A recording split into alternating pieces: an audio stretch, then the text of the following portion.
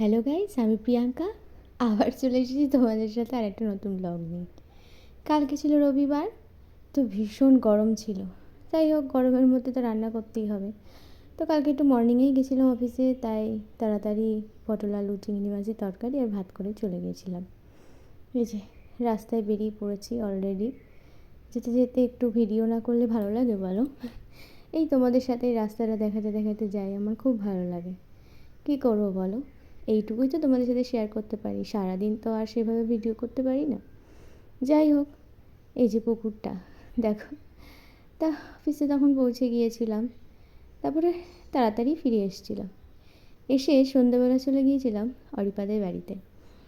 ও কালকে আমাদের ইনভাইট করেছিল, তো রিনিরাও ছিল। সবাই একসাথে খুব মজাও করছিলাম আমরা। এই যে রিনির ছেলে আর আমার মেয়ে দেখো, দুজনে মিলে দুই ভাই বোনে কি মারামারি শুরু করেছে। এই ওকে লাথি মারছে, ও ওকে লাথি মারছে।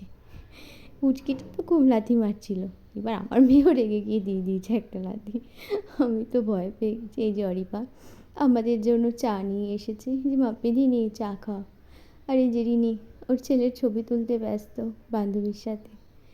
তারপরে আমরা একটু গল্প টল্প করে খেয়ে দিয়ে বাড়ি চলে এসেছিলাম।